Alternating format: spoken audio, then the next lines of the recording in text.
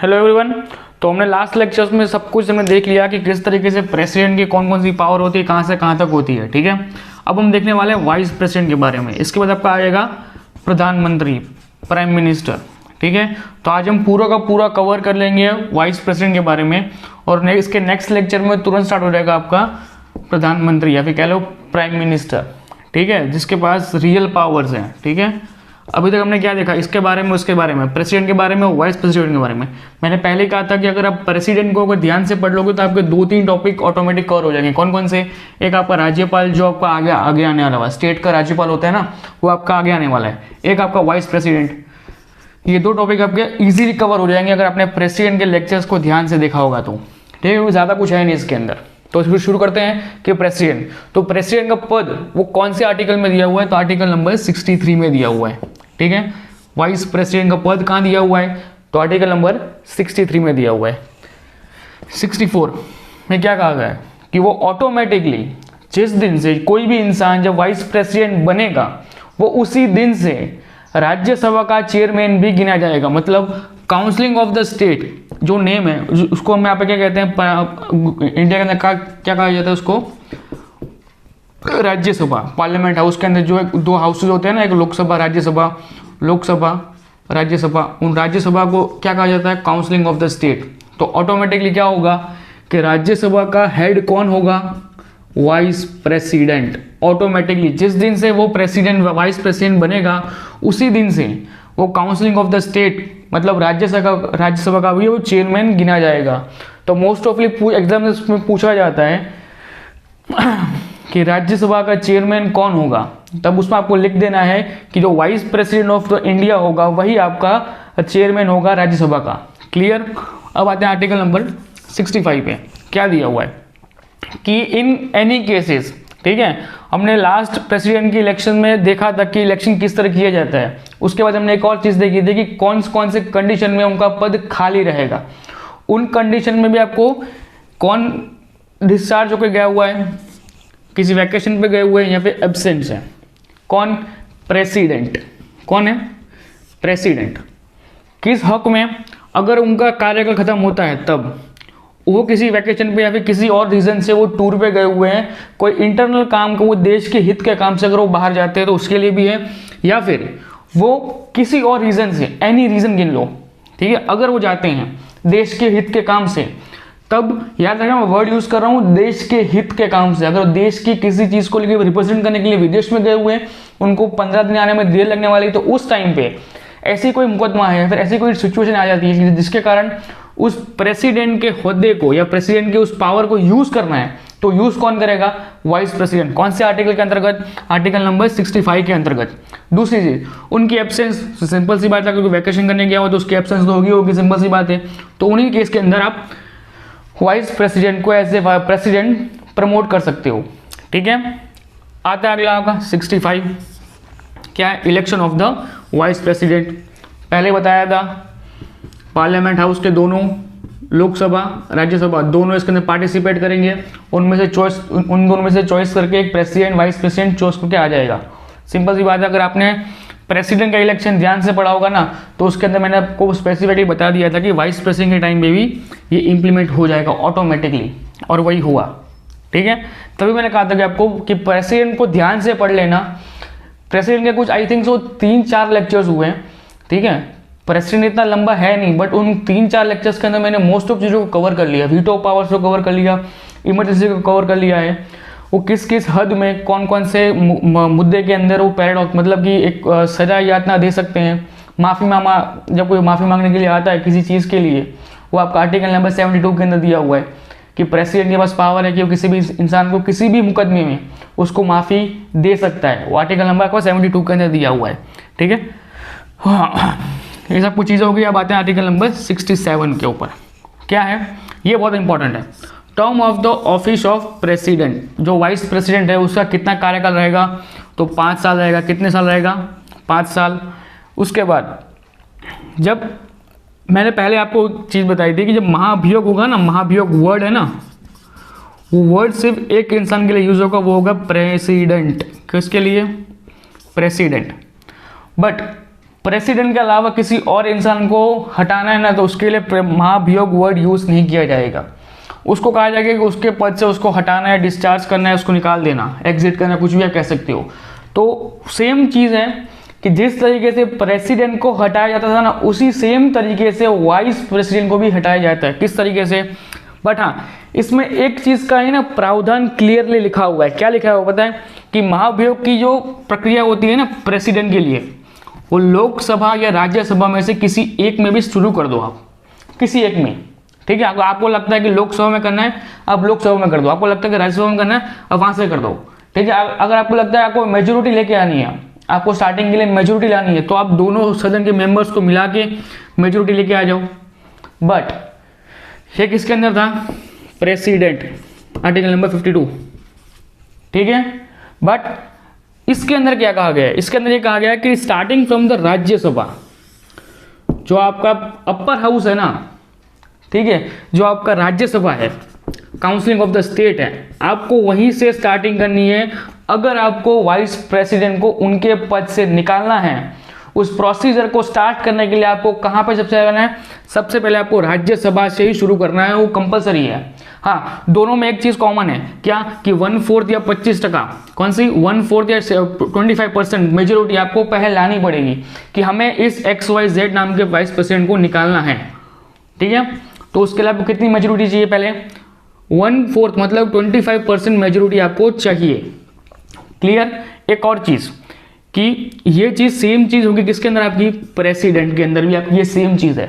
But president में उल्लेख क्या है कि आप दोनों हाउस में किसी के भी मेंबर्स के किसी भी हाउस में से आप मेजोरिटी उठा सकते हो।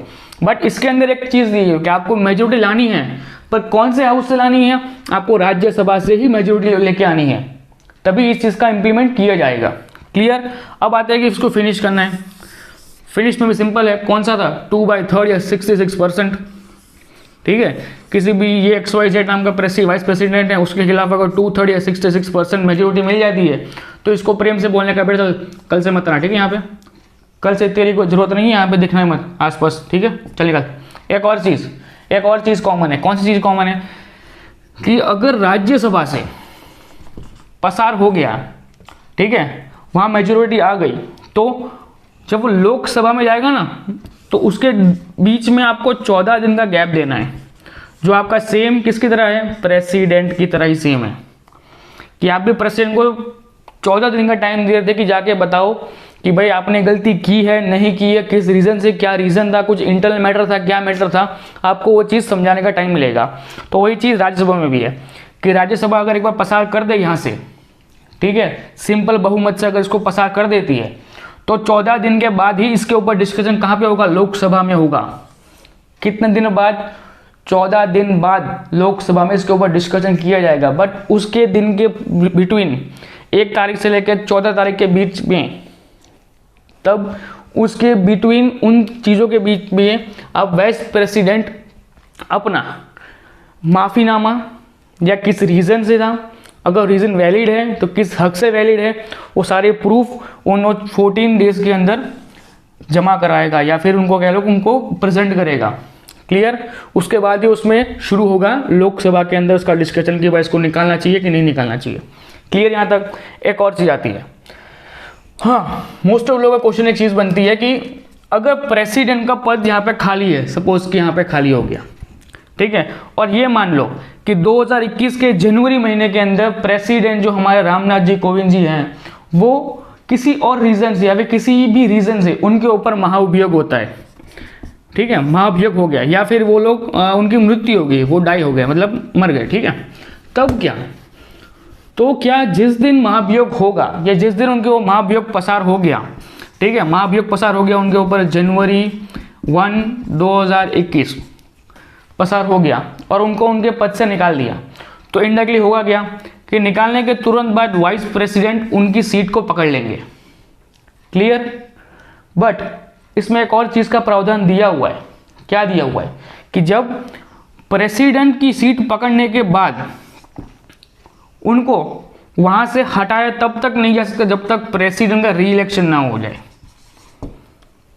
ठीक है, तब तक उनको वहां से हटाया नहीं जा सकता।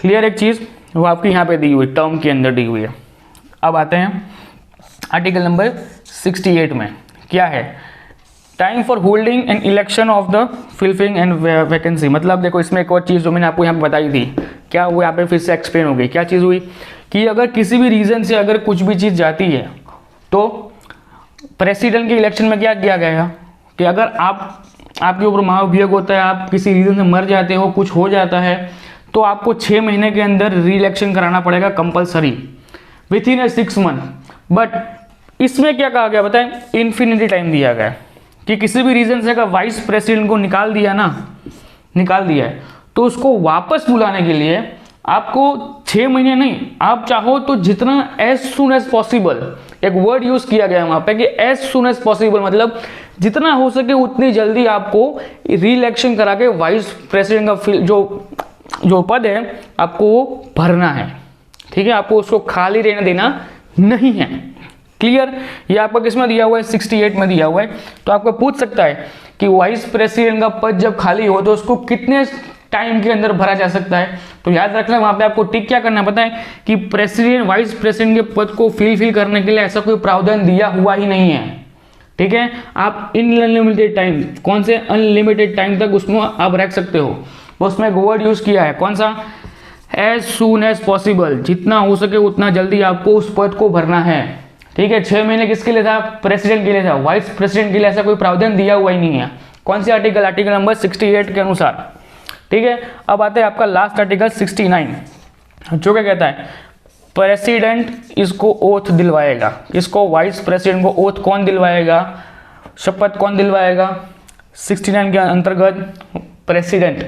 ठीक है, अब आ जाओ आपका लास्ट एक 70, क्या है, डिस्चार्ज ऑफ प्रेसिडेंट।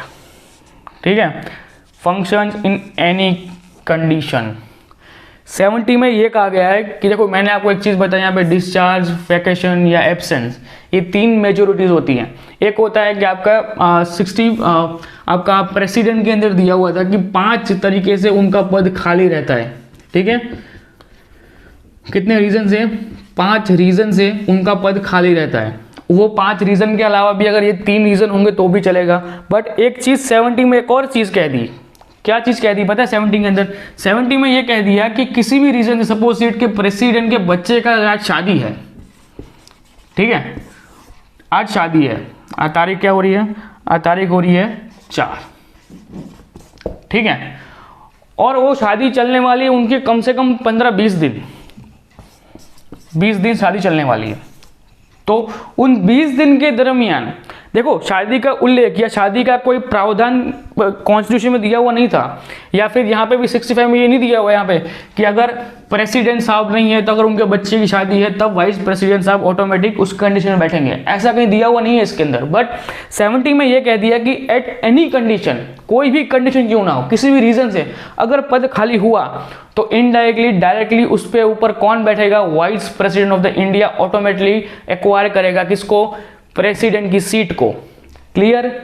किसी भी रीजन हो सकता है, सपोज इट क्या किसी दिन की किसी भी एक रीजन से प्रेसिडेंट जी यहाँ से कहीं चले गए बाहर घूमने के लिए, ठीक है, उनको लगा कि मेरे को वैकेशन चाहिए, क्या हुआ, वैकेशन चाहिए मेरे को, और भाग गया, तो यहाँ पे किसी को इन्फॉर्मेशन कुछ किया नहीं है, तो क्या होगा, उस होद्दे के ऊपर इनडायरेक्टली कौन बैठेगा, वाइस प्रेसिडेंट ऑटोमेटिकली बैठ जाएगा। क्लियर? ये आपका किस में दिया हुआ है, 70 में, बट इसमें दिया हुआ है इन एनी केस। ठीक है, क्या दिया हुआ है, इन एनी केस, कोई भी केस के अंतर्गत आप उसको बिठा लो, तो बैठेगा कौन, वाइस प्रेसिडेंट ही। तो यहां तक आपका हो गया प्रेसिडेंट, वाइस प्रेसिडेंट। ठीक है, कहां से कहां तक है आपका, 63 से 70। हमने प्रेसिडेंट को कहां से कहां तक देखा था, 52 से 62, 10 आर्टिकल देखी थी इसके अंदर। उसके बाद की ये 1 2 3 4 5 6 7 8 9 आर्टिकल देखने वाले हैं, क्योंकि एक आर्टिकल ये बाकी है अपनी। ठीक है, इसके बाद आपका क्या आ जाएगा, 74 के अंदर प्रधानमंत्री, मतलब उसकी टर्म शुरू हो जाएंगे। प्रधानमंत्री जो प्राइम मिनिस्टर का होता है वो तो बाद में आएगा, तो 74 से उसका ओपनिंग होता है। ठीक है, वो देखेंगे आगे, कल के लेक्चर में देख लेंगे। 72 इसके ऊपर अलग से पूरा वीडियो, डेडिकेटेड वीडियो बना दिया है मैंने कि पार्डन के ऊपर, कि भाई माफ़ी किस तरीके से, कौन कौन किस हक से किस तरीके से माफ़ कर सकता है प्रेसिडेंट। ठीक है, वो हमने किस में देख लिया था, एक अलग से लेक्चर में देख लिया ऑलरेडी, ठीक है। अब आ जाओ 673 एक्सटेंड। देखो इस वर्ड को याद रखना, एग्जीक्यूटिव पावर्स तो हम सबने देखी प्रेसिडेंट की, ठीक है। अब इसमें आर्टिकल्स नहीं आएगा, ये पावर्स जो होंगी, जो ये पूरा आर्टिकल है ना, ये आर्टिकल 73 ये प्रेसिडेंट के हक में ही आता है एक तरह अंतर्गत, कहीं ना कहीं किसी भी रीजन से ये इसमें आता है। क्यों एक्सटेंड करना, मतलब किसी भी एग्जीक्यूटिव मतलब एडमिनिस्ट्रेशन स्टाफ को एक्सटेंड करना, ठीक है। मैं आपको सिंपल एक चीज समझाता हूं कि जस्ट इमेजिन करो कि पुलिस डिपार्टमेंट है, ठीक है, उसके अंदर भर्ती कैसे होती है, कांस्टेबल, पीएसआई, एएसआई, पीआई, ये होगा आपका 3 मेजर रैंक, ठीक है। अब एक्सटेंड का मतलब क्या होता है पता है कि आप इसके अंदर, आपको मैं सिंपल एग्जांपल दे रहा हूँ, यहाँ पे बीच में आता है हेड कांस्टेबल का, पता है, इसको हेड कांस्टेबल का भी भूल जाओ, इतना याद रखो कि अभी राइट नाउ जस्ट खाली एक इमेजिनेशन करने के लिए बोल रहा हूँ, इसको विश्वास मत करना, खाली एक इमेजिनेशन करो, ठीक है। क्या दिया गया है पता है, कांस्टेबल, पीएसआई, पीआई।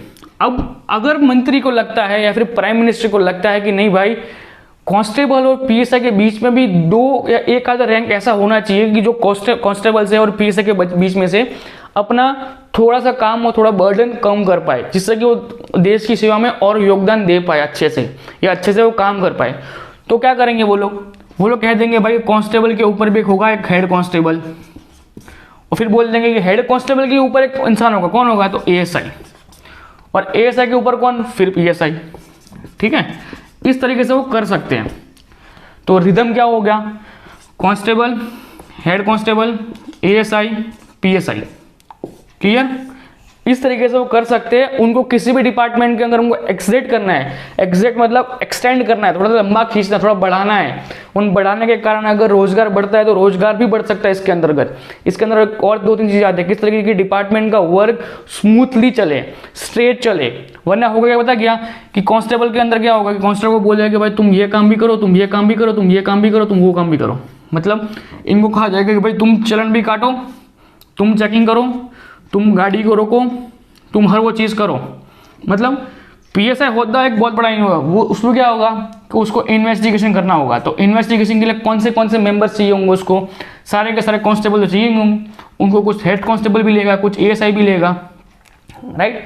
तो सेम चीज़ आ जाती है कि किसी भी डिपार्टमेंट को एक्सटेंड करना, थोड़ा सा लंबा खींच के अंदर उसके अंदर मेंबर्स को ऐड करके उस चीज़ को पूरा स्मूथली बनाना, ठीक है। अगर यहाँ पे हो सकता था ना कि कांस्टेबल के रैंक के बाद डायरेक्ट पीएसआई, बट वहाँ पे एक्सटेंड किया गया, वहाँ पे 2 रैंक को डाला गया कि जिससे कारण कांस्टेबल का वर्क भी कम हो जाए और पीएसआई का वर्क भी कम हो जाए।